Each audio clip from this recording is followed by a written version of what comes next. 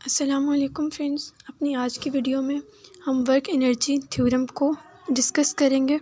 सबसे पहले हम देखते हैं कि वर्क एनर्जी थ्योरम की हमारे पास स्टेटमेंट क्या होती है। हमारे पास आगे वर्क एनर्जी थ्योरम की स्टेटमेंट। और वर्क एनर्जी थ्योरम हमें एक्चुअली कहता क्या है, work energy according to work energy theorem कि किसी भी ऑब्जेक्ट के ऊपर अगर हम फोर्स अप्लाई करते हैं, फोर्स अप्लाई करने की वजह से वो बॉडी अपनी ओरिजिनल पोजीशन से किसी ना किसी पोजीशन की तरफ मूव करता है, यानी उसकी पोजीशन में चेंज आता है, वो कोई ना कोई डिस्टेंस कवर करता है। तो जब वो डिस्टेंस कवर करे, इट्स मीन कि ऑब्जेक्ट जो है वो मोशन में है। जब भी कोई ऑब्जेक्ट मोशन में होता है तो उसके पास कौन सी एनर्जी होती है? उसके पास काइनेटिक एनर्जी होती है। तो उस फोर्स को अप्लाई करने के बाद जो हमने वर्क डन किया है, यानी कि जो हमारा वर्क हुआ है, जो टोटल वर्क होगा वो हमारे पास इक्वल आना चाहिए काइनेटिक एनर्जी के चेंज के। यानी कि इनिशियल पॉइंट पे और काइनेटिक एनर्जी थी, जब वो ऑब्जेक्ट फाइनल पॉइंट पे पहुंच गया तब उसके पास और काइनेटिक एनर्जी थी। यानी जो उसकी ओरिजिनल पोजीशन वाली kinetic energy initial kinetic energy थी, उसकी एक्सट्रीम पोजीशन वाली kinetic energy final kinetic energy थी। इन दोनों के दरमियान जो डिफरेंस आएगा वो हमारे पास आएगा चेंज इन काइनेटिक एनर्जी, और जो चेंज इन काइनेटिक एनर्जी है वो हमारे पास टोटल वर्क के इक्वल आएगा।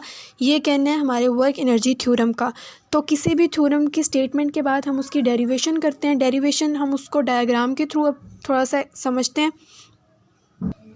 अब इस डायग्राम को कंसीडर करते हैं। यहाँ पे ऑब्जेक्ट था अपनी इनिशियल पोजीशन के ऊपर, यानी कि अपनी ओरिजिनल पोजीशन के ऊपर था।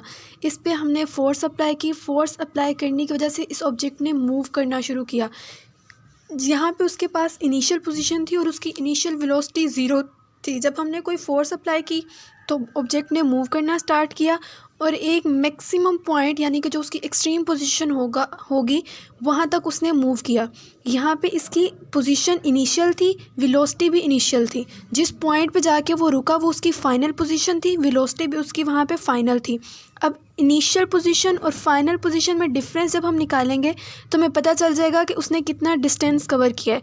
तो डेल एक्स हमारे पास किसके इक्वल आ जाएगा कि हम उसकी इनिशियल पोजीशन और फाइनल पोजीशन में डिफरेंस अगर फाइंड आउट कर लेंगे तो वो हमारे पास एक्चुअली डिस्टेंस होगा जो उस ऑब्जेक्ट ने कवर किया है, किस वजह से कि उसके ऊपर जब हमने फोर्स अप्लाई की।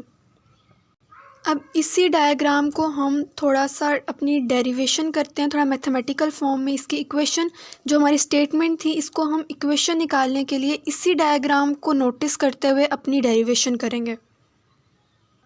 डेरिवेशन स्टार्ट करते हुए सबसे पहले हमें पता है कि जो वर्क डन होता है हमारे पास किसके इक्वल आता है कि किसी भी ऑब्जेक्ट के ऊपर हम फोर्स अप्लाई करें और उस फोर्स के रिजल्ट में वो जितना डिस्टेंस कवर करे उसका प्रोडक्ट हमारे पास वर्क के इक्वल आता है। यहाँ पे हमारे पास डी क्या है? यहाँ पे हमारे पास डी डेल एक्स के इक्वल है। अब डेल एक्स की वैल्यू हम कैसे निकालेंगे कि एक उसकी ओरिजिनल पोजीशन थी, एक उसकी फाइनल पोजीशन थी। हम कंसीडर कर लेते हैं कि डेल एक्स हमारे पास इक्वल है एक्स एफ माइनस एक्स आई के। तो हम यहाँ पे जो हमारा डिस्टेंस की वैल्यू है यहाँ पे हम वो पुट करेंगे तो हमारे पास वर्क इक्वल आ जाएगा F into X F minus X I. अब हम यहाँ पे नेट वर्क फाइंड कर रहे हैं तो यहाँ पे मेरे पास वर्क आ जाएगा नेट, और फोर्स भी जो मैंने नेट अप्लाई की है यहाँ पे हम वो लिख देंगे। अब यहाँ पे हमें फोर्स है, फोर्स हमें पता है कि फॉर्मूले में हमारे पास गिवन है। अब हम इस फोर्स को एक्सप्लेन करते हैं according to Newton second law of motion. अब हमारा Newton second law of motion क्या स्टेट करता है, उसकी स्टेटमेंट क्या है, उसमें क्या बताया जाता है, हम वो देखते हैं। न्यूटन सेकेंड लॉ में कहता है कि जो एक्सेलरेशन है किसी भी ऑब्जेक्ट की, जो हमारे पास एक्सेलरेशन होगी वो डायरेक्टली प्रोपोर्शनल है फोर्स के, और वो इन्वर्सली प्रोपोर्शनल है उस ऑब्जेक्ट के मास के। अगर मैं इन दोनों इक्वेशंस को इकट्ठा लिखूं तो मेरे पास आ जाएगा A is equal to F over M. मुझे यहाँ पे क्या चाहिए? मुझे यहाँ पे फोर्स की वैल्यू चाहिए। तो एम यहाँ डिवाइड हो रहा है, इधर आके एम जो है वो मल्टीप्लाई हो जाएगा। तो हमारे पास इक्वेशन आ जाएगी F is equal to M A. अब ये हमने निकाली फोर्स की वैल्यू किसके थ्रू? न्यूटन सेकेंड लॉ के थ्रू। यहाँ पे फोर्स की जगह हम फोर्स की इक्वेशन, यानी कि फोर्स की जो हमने वैल्यू निकाली है हम यहाँ पे वो पुट कर देंगे। ये हमने उसकी वैल्यू पुट कर दी फोर्स की।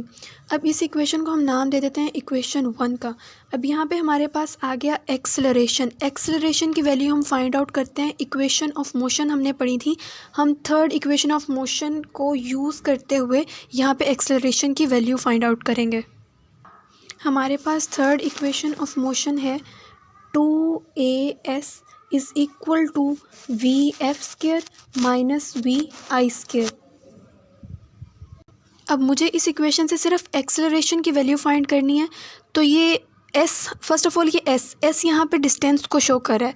हमारे पास डिस्टेंस क्या था, xf माइनस xi। तो फर्स्ट ऑफ ऑल यहाँ पे हम s की वैल्यू पुट करेंगे। अब हमें यहाँ a की वैल्यू चाहिए, तो 2 और xf माइनस xi यहाँ इसके साथ मल्टीप्लाई हो रहा है। जब हम इसे इस साइड पे लेके जाएंगे तो ये हमारे पास डिवाइड हो जाएगा। तो ये हमारे पास a की वैल्यू आ गई। अब हम अपनी इस a की वैल्यू को, जैसे हमने फोर्स की वैल्यू को इक्वेशन 1 में पुट किया था, उसी तरह अब हमने a की वैल्यू को भी इक्वेशन 1 में पुट करना है यहाँ पे। इस तरह से हमने a की वैल्यू इक्वेशन 1 में पुट कर दी। अब नेक्स्ट हमारे पास ये वैल्यू और ये वैल्यू आ गई। तो अब हम नेक्स्ट क्या करेंगे कि हमारे पास xf माइनस xi कट हो रहे हैं, तो हम इसे कट कर देंगे।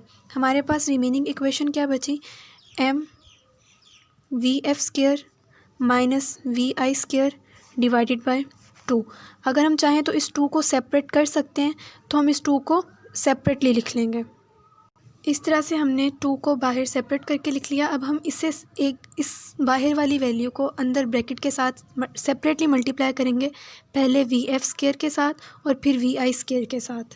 इस तरह से हमने जब सेपरेटली मल्टीप्लाई किया तो हमारे पास इस तरह की इक्वेशन आ गई। अब हमें पता है कि हाफ mv² एक्चुअली किसके इक्वल होता है, ये हमारे पास इक्वल होता है काइनेटिक एनर्जी के इक्वल। काइनेटिक एनर्जी का फॉर्मूला हमें पता है हाफ mv² है। तो यहाँ पे mvf है और यहाँ पे mvi है। तो ये हमारे पास फाइनल काइनेटिक एनर्जी आ गई, ये हमारे पास इनिशियल काइनेटिक एनर्जी आ गई। तो नेट वर्क हमारे पास किसके इक्वल आ गया, चेंज इन काइनेटिक एनर्जी के इक्वल आ गया। तो इसको हम इस तरह से भी लिख सकते हैं कि W net is equal to del kinetic energy. अब ये सारी की सारी डेरिवेशन और सारी की सारी एक्सप्लेनेशन वैलिड है किसके लिए, कि अगर हम जो फोर्स ऑब्जेक्ट के ऊपर अप्लाई कर रहे हैं वो फोर्स कांस्टेंट हो तो